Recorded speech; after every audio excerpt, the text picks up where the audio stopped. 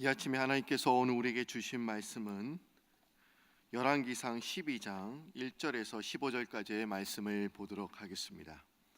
열왕기상 12장 1절부터 15절까지의 말씀을 보도록 하겠습니다. 열왕기상 12장 1절에서 15절까지의 말씀입니다.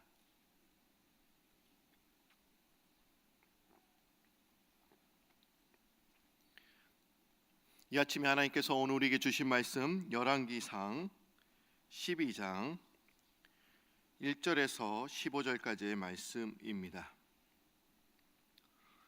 다 찾으신 줄 알고 한 절씩 교독합니다. 르호보암이 세겜으로 갔으니 이는 온 이스라엘이 그를 왕으로 삼고자 하여 세겜에 이르렀음이더라.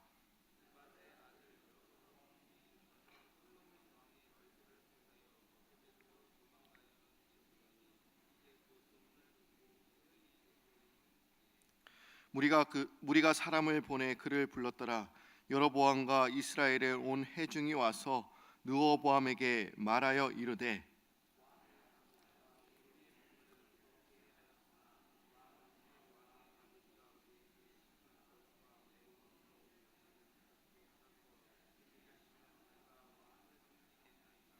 르호보암이 대답하되 갔다가 3일 후에 다시 내게로 오라 하매 백성이 가니라.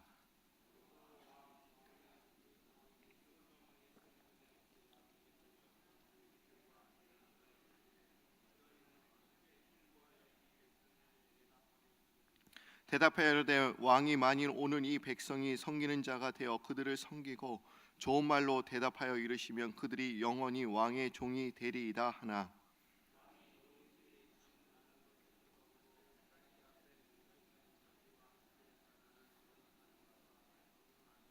이르되 너희는 어떻게 자문하여 이 백성에게 대답하게 하겠느냐.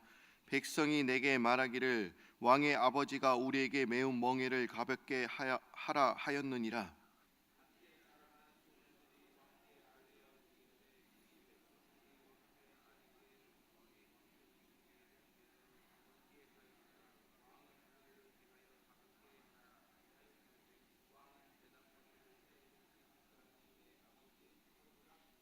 내 아버지께서 너에게 무거운 멍에를 매게 하였으나 이제 나는 너희의 멍에를 더 무겁게 할지라.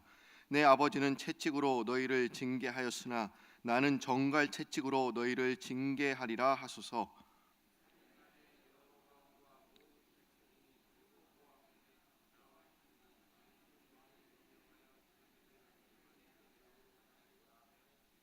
왕이 포악한 말로 백성에게 대답할새 노인의 자문을 버리고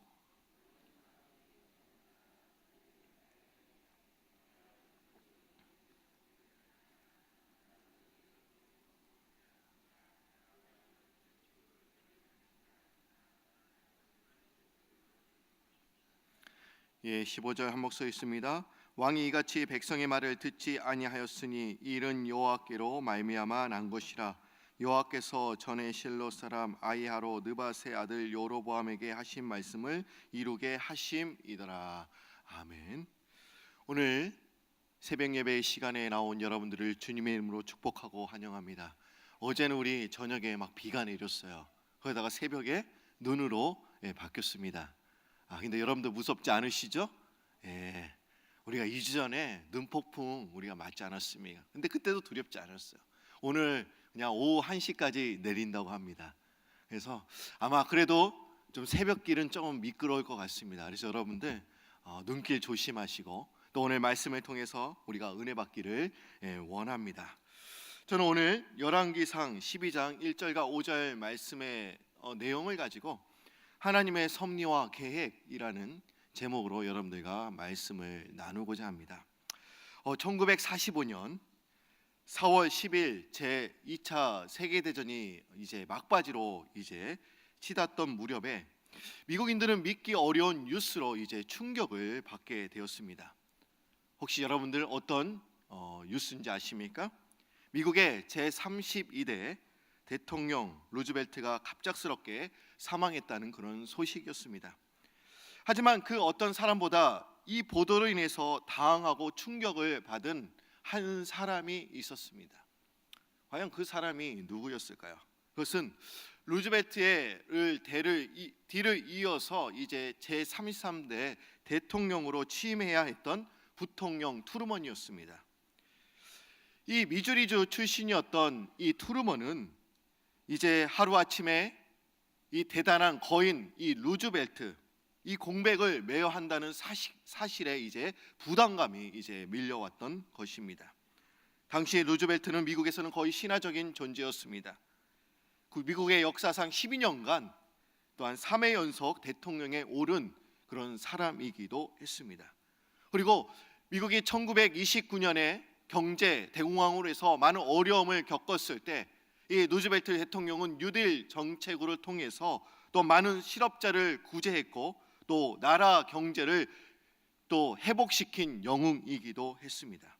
그는 또한 병을 앓기도 했는데 항상 웃음을 잃지 않았고 제2차 세계대전 또 나치와 또 일본의 제국 앞에서도 두려움 없이 전쟁을 잘 수행했던 탁월한 그런 지도자였음을 또한 우리가 알 수가 있습니다.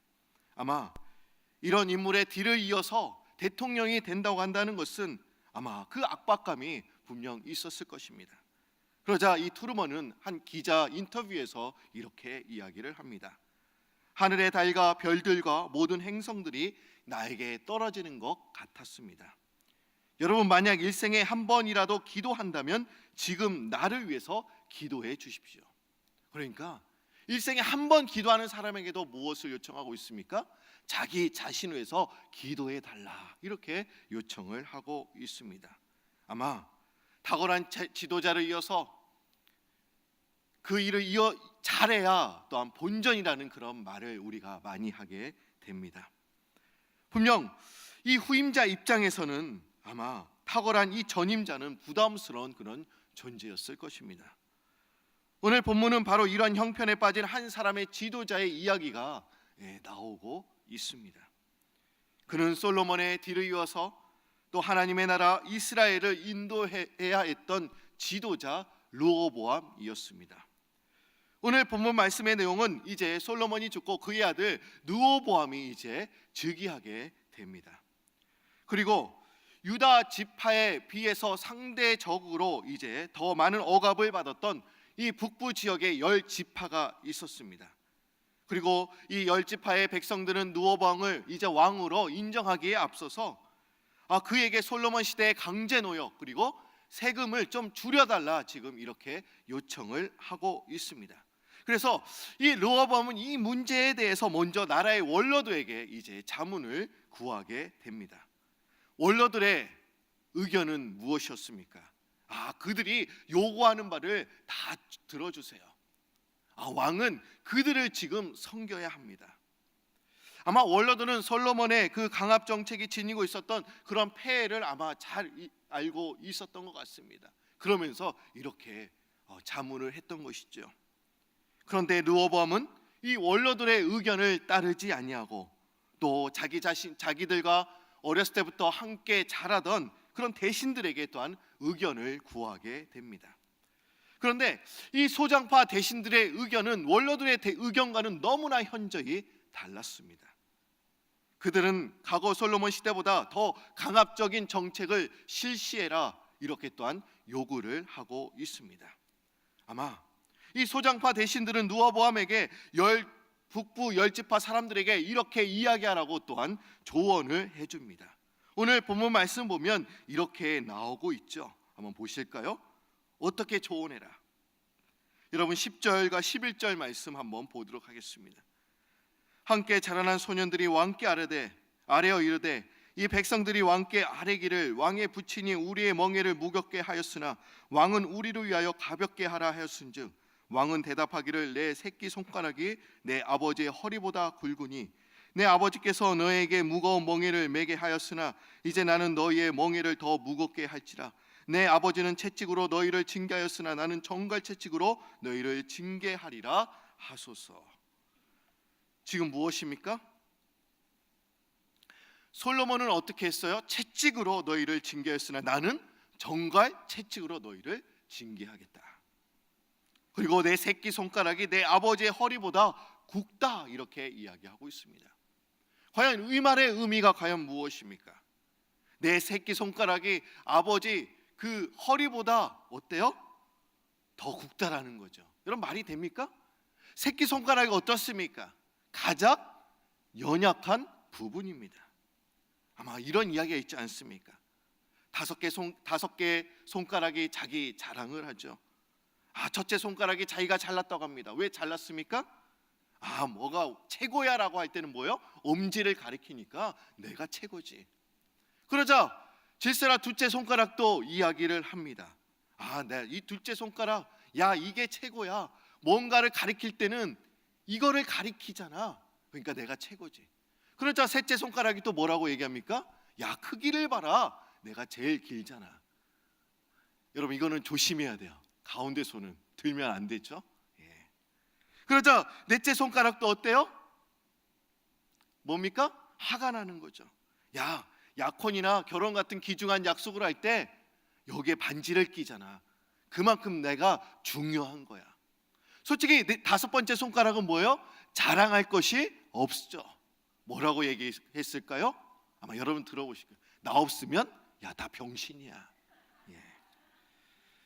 여러분, 이 새끼손가락은 어떻습니까? 자랑할 것이 없어요. 가장 약한 부분입니다. 그러나 허리는 어떻습니까? 일방적으로 강력한 그런 힘의 근원지를 상징하고 있습니다. 이 말은 무엇입니까? 나의 가장 연약한 부분도 내 부친의 가장 강력한 부분보다도 더 강하다. 그만큼 나는 힘이 있는 사람이야. 아버지가 정치를 잘했다고 하지만 나는 더 그 사람보다, 그 아버지보다 더 뛰어난 능력을 갖고 있다라고 지금 이야기를 하고 있습니다. 결국 이 르호보암은 이 소장파 대신들의 의견을 쫓습니다. 그리고 어떻게 되죠? 이 북부 열지파 백성들에게 이제 선포를 했을 때, 이제 이 북부 열지파 백성들은 반발을 일으킵니다. 그리고 이제는 한 나라가 두 나라로 쪼개지게 됩니다. 북이스라엘과 남유다로 이제 나뉘게 되는 것이죠. 그런데 오늘 본문을 보면서 저는 좀 이상한 점을 발견하게 되었어요. 오늘 본문에 보면 좀 이상한 내용들이 있어요. 오늘 본문 말씀 12장 1절 말씀을 한번 보도록 하겠습니다. 12장 1절 말씀, 뭐가 이상하냐? 한번 여러분들이 읽어주실까요? 시작.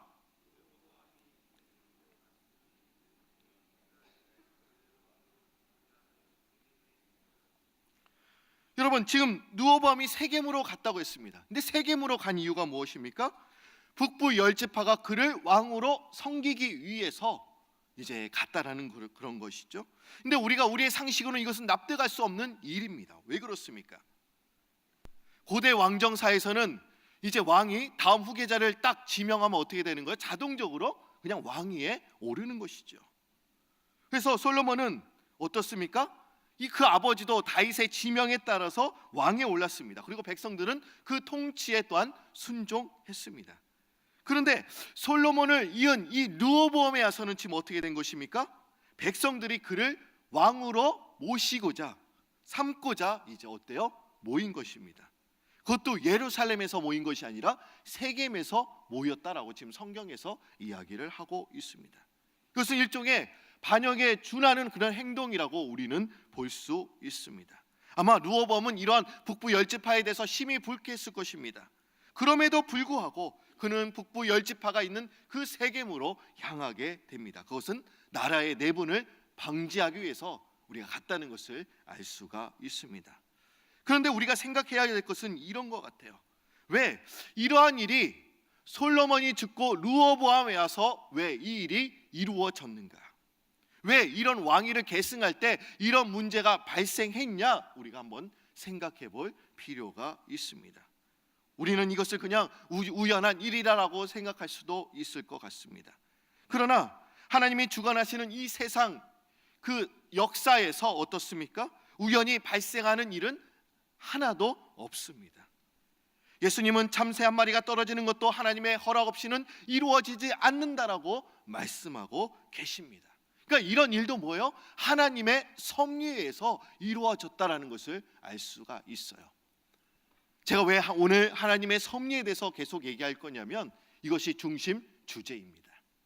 오늘 1절에도 나와 있지만 또 우리가 보다 보면 하나님의 섭리와 계획 가운데 이 일이 이루어졌음을 또한 우리가 알 수가 있어요. 근데 오늘 본문을 보면서 이 이스라엘 나라, 왜 두 나라로 나뉘게 되었는지, 르호보암이 이제 왕이 되었을 때 왜 두 나라로 나뉘게 되었는지 그 이유에 대해서 우리가 살펴볼 필요가 있습니다. 근데 우리는 보통 이렇게 생각할 수가 있죠. 르호보암이 나라의 원로들, 어른들의 말을 듣지 않아서 나뉘어졌다. 소장파 대신들의 말을 들어서 이 나라는 나뉘어지게 된 거야 라고 우리는 보통 생각할 수 있습니다. 여러분, 우리말에 이런 이야기가, 이런 말이 있죠. 어른들 말을 잘 들으면 뭐예요? 자다가도 뭐가 생긴다? 떡이 생긴다. 그 어른들을 잘 공경해야 됩니다. 뭔가 떨어지는 거죠. 여러분, 우리가 이렇게 생각해요. 르호보암의 잘못은 그런 노인들의 교도를 버렸다, 어른들을 공경하지 않아서 이 나라가 망하게 되었다라고 우리는 보통 이렇게 이야기하는 분들도 있습니다. 분명 성경에서는 연로한 자들, 어른들을 공경하라라고 말씀하고 있죠. 십계명의 여러분 5번째 계명이 무엇입니까? 무엇이죠? 부모를 공경하라. 그리고 레위기 19장 32절의 말씀 보면 또한 이렇게 나와 있습니다. 너는 샘머리 앞에서 일어서고 노인의 얼굴을 공경하며 내 하나님을 경외하라. 나는 여호와니라. 이렇게 말씀하고 있어요. 성경에서 왜 어른을 공경하라고 왜 가르치는 이유가 과연 무엇입니까? 성경에서는 어른들을 공경해야 된다, 부모님을 공경해야 된다, 어른들의 말씀을 잘 들어야 된다라고 말씀하고 있어요. 이것이 무엇을 의미하는 것입니까? 그것은 하나님은 질서의 하나님이시라는 거예요. 그리고 우리가 우리의 위에 있는 자들을 통해서 우리가 겸손을 배우시기 원하셨다는 것을 우리가 알 수가 있습니다. 또한 하나님은 먼저 난 자를 통해서 뭐예요? 공경하는 것을 통해서 궁극적으로 가장 높은 데 계시는 그 하나님을 뭐예요? 경외하기를 배우는 데 있다는 것을 우리가 알 수 있습니다. 그러니까 이건 질서의 하나님을 얘기하고 있는 거예요. 우리가 위에 있는 자들을 공경함으로써 우리가 겸손해지는 거예요. 그리고 궁극적으로 우리 위에 계시는, 가장 높이 계시는 누구를 공경하기 위해서, 경외하기 위해서? 하나님을 경외하기 위해서. 부모를 공경하라, 어른들을 공경하라, 이렇게 말씀을 하셨습니다. 그럼 우리는 항상 어른의 말씀에 귀를 기울여야 됩니다. 여러분, 그렇죠? 근데 항상 우리가 기울여야 되는 것일까요? 어른들이 볼 때면 어떻습니까? 나이가 들어가면 기억력도 어떻게 돼요? 좀 깜빡깜빡합니다. 저도 그럽니다. 여러분, 사회생활에서도 항상 우리보다 경험이 많은 항상 노인들의 말을 들어야 하는 것입니까? 아마 이런 이치라고 한다면 우리가 무슨 그런 결정을 해요. 교회에서 무슨 큰 행사와 결정을 할 때 누구 말을 들어야 되는 거예요? 가장 나이가 많으신 그 어르신을 우리가 따라야 할 것입니다. 그렇죠? 어쩔 때는 나이가 들수록 현실 감각이 떨어질 때도 있습니다. 그리고 많은 사람들 오히려 그릇된 판단을 할 때도 있습니다. 또 어떨 때는 젊은이의 패기가 또한 필요할 수도 있습니다. 우리가 이런 상황 가운데 있다고 우리가 노인들의 말을 우리가 잘 공경하며 들어야 합니다. 그러나 노인들의 말만을 따라야 된다, 이런 말씀은 여기에서 말하는 것이 절대로 아닙니다. 오늘 말씀 보면 르호보암이 노인들의 교도를 버리고 젊은이들의 말을 따라서 이스라엘 나라가 두 나라로 나뉘어졌다, 그 이유가 주된 이유다라고 지금 말하고 있는 것이 절대로 아니라는 것입니다. 그러면 왜 이스라엘 나라가 두 나라로 나뉘어지게 됐을까요? 우리가 그 이유를 살펴봐야 되는 거예요. 그게 무엇입니까? 그 결정적인 이유가 무엇입니까? 그 단서가 오늘 본문에 또 나와 있어요. 열왕기상 12장 15절 말씀을 한번 보도록 하겠습니다.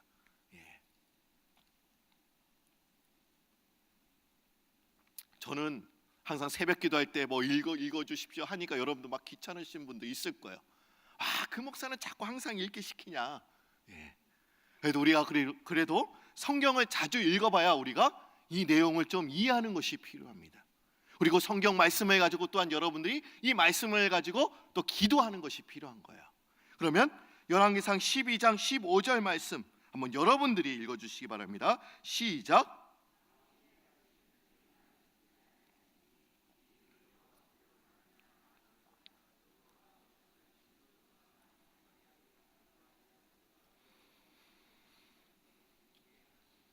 15절 말씀 보시면 노인들보다 더 중요하고 더 결정적인 어떤 분의 의지를 지금 보게 됩니다. 르호보암이 노인의 교도를 버리고 그리고 젊은이들의 의견을 쫓은 이유를 지금 이렇게 설명하고 있습니다. 무엇입니까? 이 일은 여호와께로 말미암아 난 것이라. 자기의 생각도 있었지만 결국 누구의 의지 때문에 생긴 거예요? 여호와로 말미암아 난 것이라. 지금 이 일은 여호와 때문에 이 일이 이루어졌다라는 것을 지금 우리가 알 수가 있습니다. 이것은 르호보암이 이 노인들의 그 결정을 의견을 선택한 것이 아니라 하나님께서는 그에게 벌을 내리시기 위하여 그릇된 판단을 하게 하셨다는 것을 우리가 알 수가 있습니다. 결과적으로 봤을 때 노인들의 그 의견이 옳기는 했습니다마는 그가 무엇을 선택했던 간에 하나님께서는 그에게 그릇된 선택을 하도록 내버려 두셨을 것입니다. 그럼 왜 하나님께서는 르호보암이 그릇된 판단을 하게 하셨을까요? 그 이유가 과연 무엇입니까? 그것은 이 르호보암의 아버지 솔로몬 왕에 있었음을 우리가 알 수 있습니다. 솔로몬은 부강한 부와 힘을 가졌던 그런 왕이었습니다. 그러나 그는 말년에 하나님을 경외하지 않았습니다. 많은 왕후를 이제 데리고 오죠. 이방에서 많은 왕후를 데리고 오면서 뭐가 들어왔습니까? 우상이 많이 들어왔어요. 그러면서 이제 우상 숭배를 또한 하게 되죠. 하나님께서는 솔로몬에게 여러 번 막 경고하셨어요. 너 우상을 버려야 된다. 내가 너에게 지금까지 많은 그런 재력을 줬지만 또 지혜도 줬지만 넌 이제는 돌아서야 된다. 하나님께 돌아와야 된다라고 경고를 했지만 솔로몬은 그것을 그의 하나님의 말씀을 순종하지 않았습니다.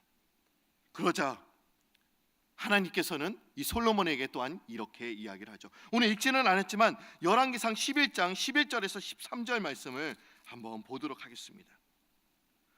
하나님께서 어떻게 솔로몬에게 말씀하셨는지. 그러니까 오늘 내용은 좀 쉬운 내용은 아닙니다. 앞에도 좀 전후 사항을 좀 우리가 살펴봐야 이거를 우리가 분명히 알 수 있어요.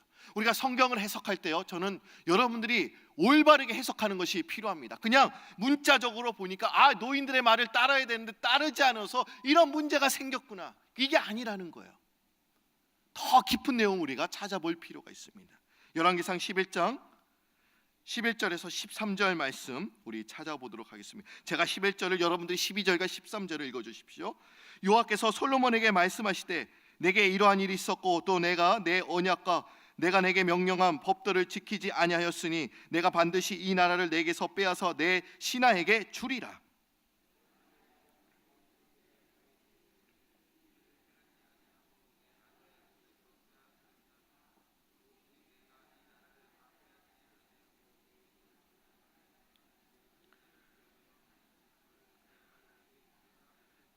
지금 솔로몬의 시대 때 빼앗은 게 아니고 누구의 아들에 빼앗으겠다고 말씀하시는 거예요? 그 아들 르호보암 손에서 빼앗겠다. 그리고 다 빼앗는 것이 아니라 뭐예요? 한 지파를 내 아들에게 주겠다. 그러면 남유다를 이제 르호보암이 받게 되는 것입니다. 결론적으로 노인들의 그 의견이 옳았습니다. 그러나 하나님이 르호보암에게 그릇된 판단을 하게끔 하여서 하나님이 이미 말씀하셨던 계시가 또한 이루어지게 된 것입니다. 아마 하나님께서는 이렇게도 하셨을 수도 있었을 것 같아요. 노인들의 의견이 틀리도록, 그리고 젊은이들의 의견이 바르게도 이렇게 하실 수도 있었을 것입니다. 그렇다면 르호보암은 누구를 선택했을까요? 젊은 소장파의 대신을 그 의견을 쫓았을까요? 아니에요. 아마 그때는 노인들의 교도를 아마 또한 따랐을 것입니다. 그리고 이스라엘 나라는 또한 둘로 쪼개졌을 것입니다. 하나님은 우리가 하나님을 신실하게 섬기지 않을 때에는 진노하시고 또 그에 응하는 벌을 내리신다는 것을 우리가 알 수가 있습니다. 그러게 우리는 잘못된 과오를 범하지 말아야 합니다. 또 우리의 잘못된 신앙이 또한 우리의 자녀에게도 미칠 수 있다는 것을 또한 우리가 알 수가 있습니다. 여러분, 미국의 영적 대각성 운동에 영향을 많이 끼쳤던 인물 중에 조나단 에드워즈가 있습니다. 저는 이분을 참 존경합니다. 그런데 그의 부인도 너무나 훌륭했어요. 그런데 어떤 사람이 이렇게 훌륭한 인물이었던 이 조나단 에드워드가 한번 가계를 한번 조사해 보도록 했습니다. 그의 후손을 한번 추적해 봤어요. 그의 자손들이 어떻게 살고 있는지 그냥 봤더니 그의 자손들이 한 900명 정도 되는데 그 가운데는 대학 총장을 지낸 사람이 12명이었고 뭐 교수님, 의사 선생님, 성직자, 군인, 저술가, 변호사, 뭐 판사 이러면서 대부분 평범한 신앙인으로 또 잘 자라났다고 합니다. 그런데 조나단 에드워즈에게는 또한 절친한 친구가 하나 있었어요. 근데 맥스 주크라는 그런 친구가 있었습니다. 근데 이 사람도 어렸을 때 주일학교에 교회에 빠지지 않고 열심히 다녔습니다. 그러나 이 맥스 주크는 어느 날부터 믿음을 잃어버리고 또한 교회를 떠나서 방탕한 생활로 빠지게 되었습니다. 그리고 신앙이 없는 여자와 이제 결혼하게 되어서 이제 자녀를 또한 두게 되었습니다. 그래서 조나단 에드워즈를 연구했던 사람이 또한 이 맥스 주크 그의 후손들은 또 어떻게 됐을까 궁금해졌습니다. 그러면서 이 맥스 주크의 자손들을 이제 추적하면서 한번 조사하기 시작했습니다.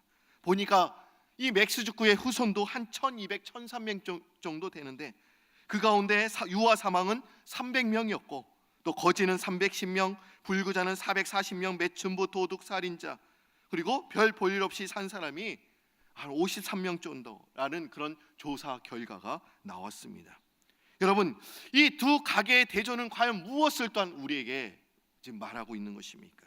이 부모가 자녀에게 미치는 영향이 얼마나 큰지를 지금 우리에게 보여주고 있습니다. 우리 부모님들이 경건한 삶을 살아갈 때는 어떻습니까? 자녀들이 올바른 길로 가게 됩니다. 그리고 우리 자녀에게 가는 그 진노와 화를 또한 우리가 막을 수가 있는 것입니다. 그러게 우리가 얼마나 올바르게 신앙생활을 하냐 이것이 필요하다는 거예요. 르호보암이 분명 소장파 대신의 말을 따른 것도 잘못된 길이었습니다. 그러나 그 나뉘게 된 그 원인은 분명 그 아버지 솔로몬에게 있었습니다. 그 솔로몬이 어떻습니까? 말년에 왕후를 데리고 우상 숭배를 하게 되므로 어떻게 된 거예요? 하나님을 버리게 될 때 그의 가계, 그의 후손들도 어떻게 해야 되는 거예요? 진노를 받게 됨을 또한 우리도 알 수가 있습니다. 그만큼 우리의 신앙이 중요하다는 것을 지금 오늘 본문에서 말씀하고 있습니다. 여러분, 이 세상의 모든 역사는 하나님의 작정에 의해서 결정이 됩니다. 우리가 외형적으로 보면 어떻습니까? 이 세상의 역사는 우연이나 그냥 사람들의 계획으로 결정되는 것처럼 보일 때가 많이 있습니다. 그래서 역사를 보면 그 역사의 결정적인 역할을 한 사람, 그 사람을 완전히 우리는 부각시켜 버립니다. 그러나 역사의 사건의 배후에는 하나님의 섭리와 계획이 있었음을 우리가 알 수가 있습니다. 하나님께서는 우리를 흥하게 하게도 하시고 또 망하게도 하십니다. 또 하나님께서는 이 사람을 일으키시기도 하시고 또 어때요? 넘어뜨리기도 하십니다. 그러기에 모든 계획과 섭리는 하나님께 있음을 우리가 고백하고 하나님의 뜻을 분별하며 살아가는 것이 또한 우리에게 필요합니다. 데살로니가전서 5장 24절 말씀을 보니까 이렇게 말씀하고 있습니다. 너희를 부르시는 이는 미쁘시니 그가 또한 이루시리라. 하나님은 신실하시다라고 말씀하고 있어요. 하나님께서는 신실하고 한결같은 그 사람을 사용하십니다.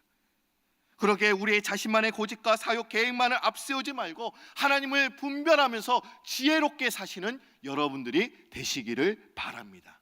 오늘 이 사건은 하나님의 계획 가운데 이루어졌습니다. 우리가 아무리 하려고 해요 어떻습니까? 하나님의 계획이 이렇다 그러면 안 되는 거예요. 그렇기 때문에 우리가 그 하나님의 뜻을 우리가 분별해야 됨을 이야기하고 있습니다. 또한 솔로몬 왕이 분명 정치를 잘하고 또 하나님을 잘 섬겼다고 한다면 그 화가 또한 아들에게 미치지 않았을 것입니다. 그러기 여러분, 중요한 것은 우리가 신앙적으로 또 하나님을 더 경외하며 사는 것입니다. 그리고 그런 모습을 우리 자녀들에게도 보여줘야 됩니다. 그래서 오늘 한번 여러분들이 이렇게 결단하며 기도하시기를 바랍니다. 하나님, 오늘 저희들이 하나님의 뜻을 분별하며 지혜롭게 살 수 있는 그런 아버지 영적인 눈을 우리에게 허락해 주십시오. 그리고 내가 우리 아이들을 가르치기 전에 내 신앙이 온전히 바로 설 수 있도록 주님 도와주십시오. 우리가 이런 믿음으로 결단하고 기도하시는 여러분들이 되시기를 바랍니다. 다 같이 기도드립니다. 이 아침에도 성령께서 우리의 발걸음을 주의 성전으로 불러주시고 이렇게 굳은 날씨 가운데도 주님을 사모하는 마음으로 주의 말씀을 배우고자 주님 이 자리에 나왔습니다. 주님, 저희들이 기도할 내용들이 많이 있습니다.